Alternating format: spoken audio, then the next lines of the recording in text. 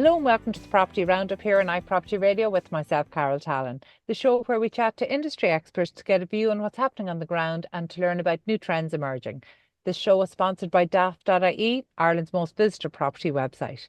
Today, I'm delighted to be joined by returning guest Alicia Greene, Flex Space Consultant with Knight Frank. Alicia, you're very welcome. Thank you for joining me again today. Thank you so much for having us, Carol. Delighted to be back. You work in one of the most interesting spaces in commercial real estate right now, not just in offices, but particularly in flex space.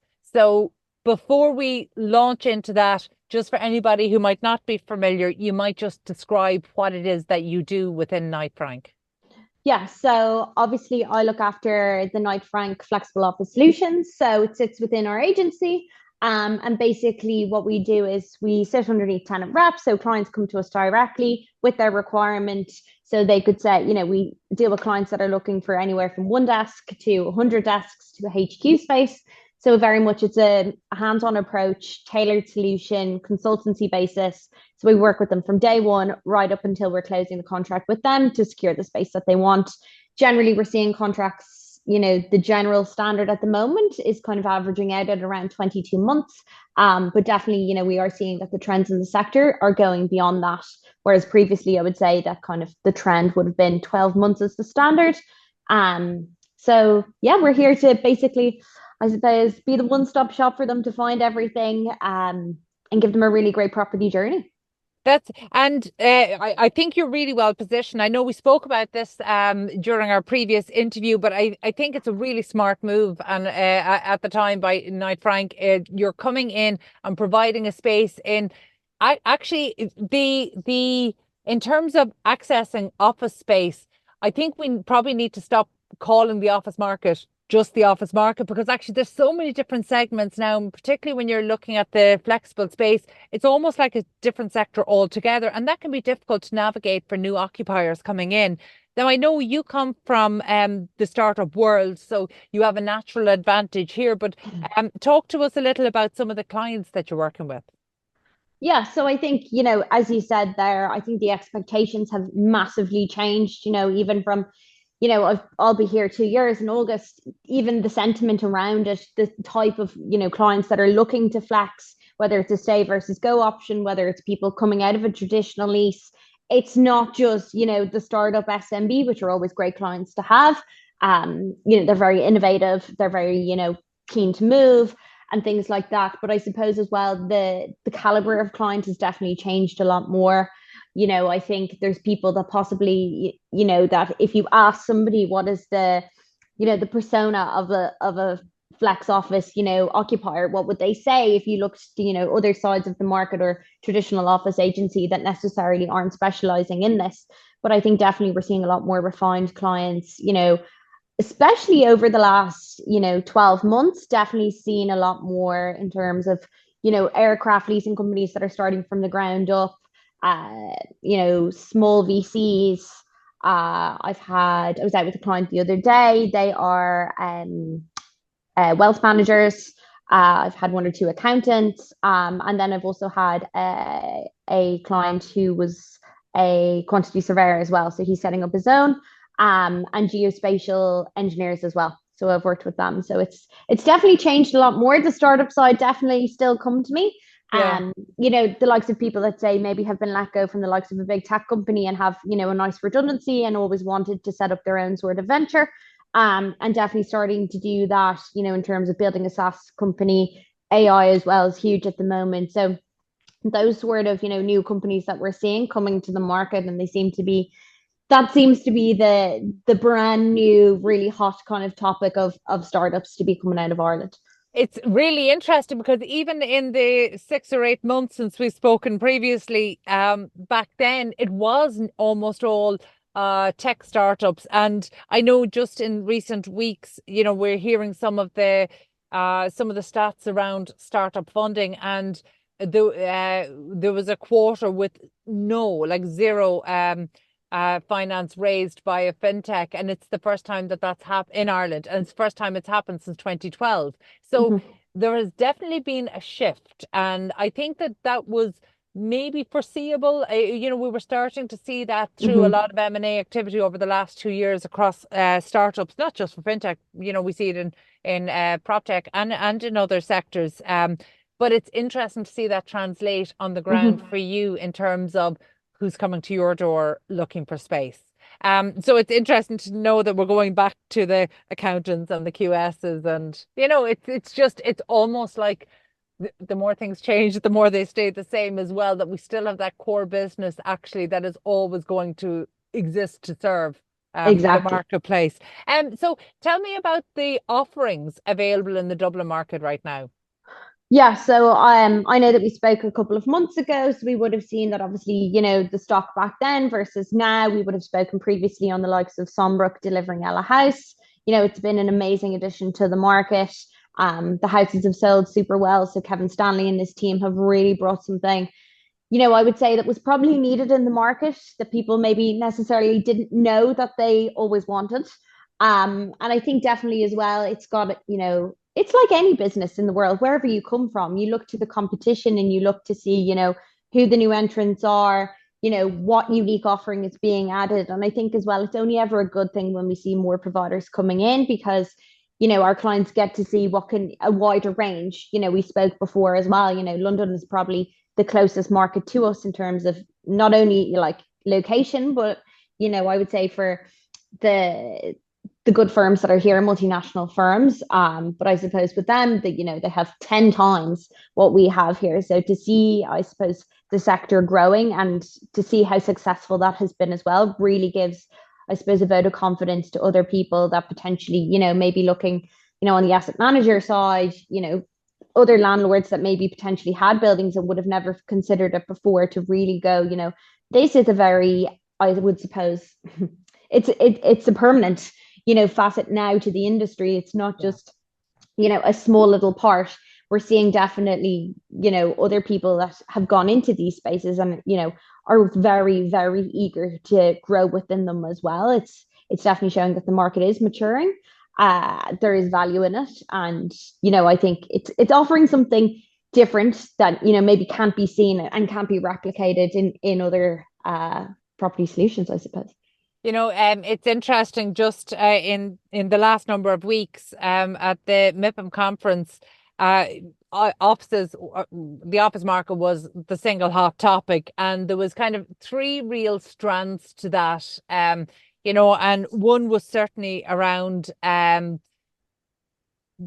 trying to, I suppose, understand the robustness of the pipelines that we see Hmm. ahead of us in terms of trends. And that's really what you're looking at.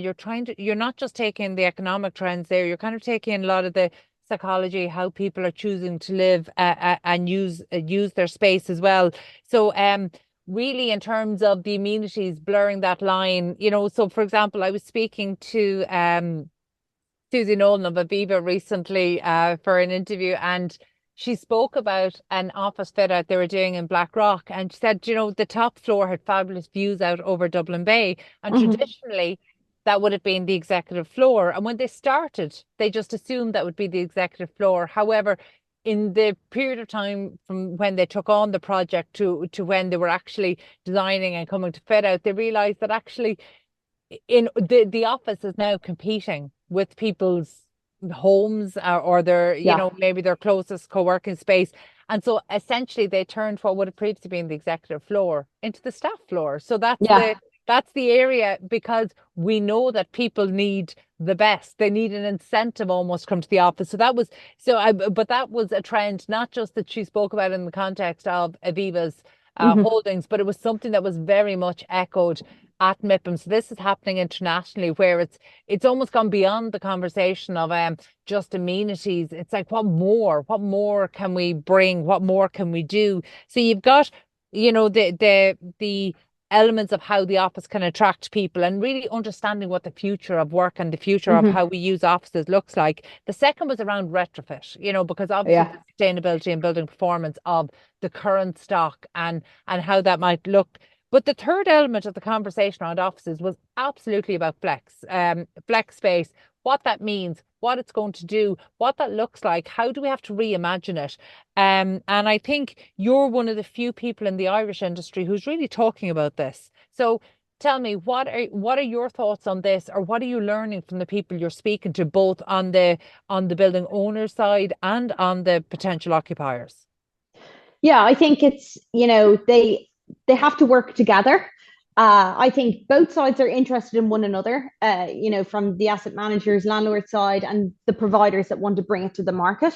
Obviously, they have to meet in the middle. So who are those sort of, I suppose, collaborators to bring them together? So it's nearly, are the people like ourselves, in the big houses and the agencies, are we nearly the catalysts for that sort of reaction? We bring them together, we kind of lead them along the way, but it's a conversation between the two of them, and you understand, because it has to work.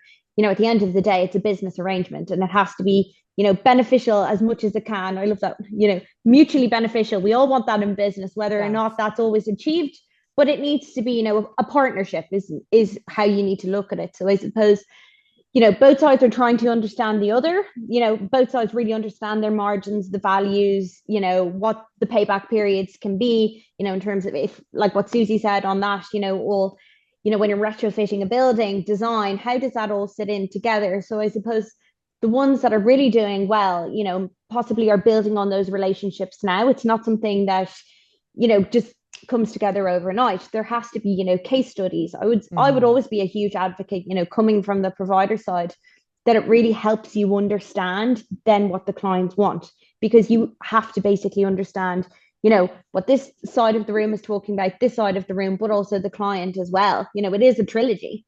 So for them, I would say the biggest thing is that getting both sides to understand how the other works. You'd nearly need to kind of do a day in the life, so that both sides can really see it and can understand it. The figures will speak for themselves, which is always, that's how decisions are made, in the market.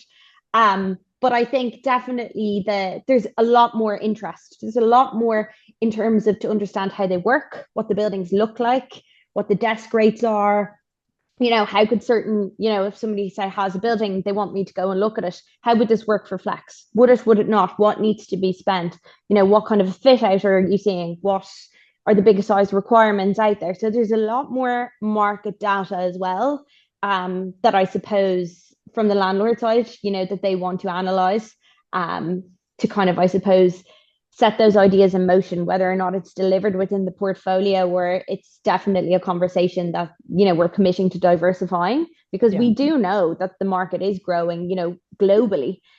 Some people will say that by 2025, 26, 2030, it could account in any region from anywhere from 15 to 30%, depending on the market that you're in. So it's definitely, if you're getting into it now, it's a very good time. You don't want to get to 7, 8, 9 years down the line and think we really should have capitalized on this, whether it's 3,000 square foot here, or if it's 20, 30,000 square foot in a large commitment. You can see as well, I know we spoke about this previously, the likes of WeWork going into Central Plaza. It's a huge building, it's a historical building, that's going to be coming to the market in the summer.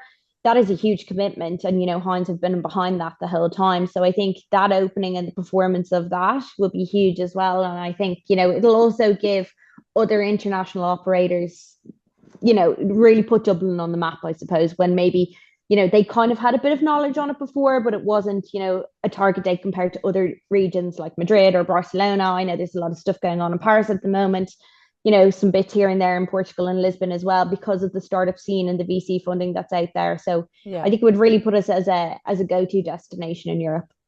Ireland actually has work to do in order to position itself, and I think the industry can only do so much. We do need the government to step forward as well. And I thought, again, it was very interesting to see at MIPIM, that all of the economic regions of the UK, including Belfast, very well represented in terms of a pavilion, and not a sign of Ireland as a country there, or as an economic region. And in fact, it was almost it was I don't know if embarrassing is the right word, but it was very disheartening to meet people in the Belfast tent and pavilion and walk out of it and have them say, "And where's Ireland?" and say Ireland chose not to showcase itself, not to look for real estate investment on the international markets. And it was so evident, the absence of Ireland as a country was so evident there, and the industry can do so much, but actually we do need to. I think that Ireland has always been good at innovating its way around bad policy, but really, we shouldn't have to keep innovating our way around bad policy. We would like for there to be a strong mechanism that is attracting funds over to Ireland, so that those and have those funds make a good return and actually be comfortable with the regulatory environment that we have here. So see it as a place that they can fairly succeed, and that their business can do well. And maybe that's something we have a bit of work to do. But I suppose one of the advantages that we do have is that it is a smaller, obviously smaller country, smaller marketplace. So there are opportunities to innovate. So, are you seeing any trends on the ground that, maybe larger operators would struggle, or they'd have a longer lead in time to implement? But are you seeing any trends on the ground in terms of design? Maybe what we thought we wanted 10 years ago isn't necessarily what we want today. Yeah, and I think that's, the biggest thing at the moment is, I think, a lot of buildings were designed in a certain way for a certain generation. Then COVID happened. I know none of us like to talk about that in the property industry, but it did, I suppose, the one positive that you could really take from that is it really made us look at not just the building. There's so much psychology behind it, and I'm hugely interested in it because it's not just the bricks and mortar. I've read lots of things recently, and there's so much, I suppose, data and literature out there, on the flex sector, serviced offices, office design, they all fit in, and it's very much the psychology behind it, workspace design, and, how are we designing for the next generation? So yeah, maybe we did amend buildings, and now everybody wants open plan, and, they want kind of ancillary places, they want a meeting room within their own demise, they want phone booths, if there's a wellness space, within the complex, or the campus or whatever it is. Those are nice to haves. The must haves, I suppose, are well appointed design within a suite. It comes down to even how to bring into the natural elements, like what you said there with the Black Rock case study. To how can you retrofit a space, to make the money. It's an investment in your people, but it's also a capital investment in the actual, asset itself. So I suppose in that sense, the big thing I think that people will capitalize on, and this is going to be, I suppose, the sweet spot for anybody that has, a building, offices, whatever that may be, whoever they are, is looking to design for the future. So I think, coming from a startup background, is that you're always looking at companies that are coming up with something new. So it could be, 5 years ago, we would have never have known what AI was, okay, or fintech, or the likes of Revolut. Those ideas would have been so polar opposite to anything we ever knew. And I suppose there is that sort of bias as well, using my psychology speak, in terms of the fear of the unknown. But right now, we need to be looking at who are the next generation of office workers. You can read all this, the Gen Z. Obviously, we're, most of the people now working in offices are millennials. They work very differently to Gen Z. So millennials, they're at a certain point in their life. They got used to working from home. They like hybrid policies.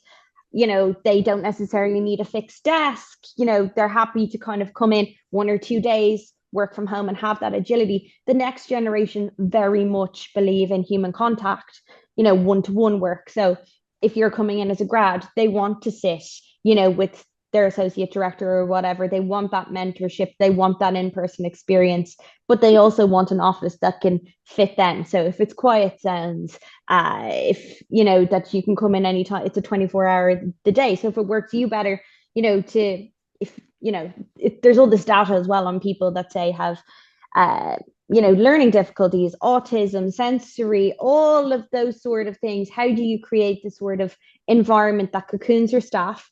And once they feel comfortable, they will perform, they will come in. Yeah. And they'll also have better, inter-staff relationships and things like that. And the collaboration will come there naturally rather than it being forced. So I suppose it's that whole argument of, and there's a lot of this in thought leadership as well, that how do you make the office, worth the commute? And Yeah, what is that?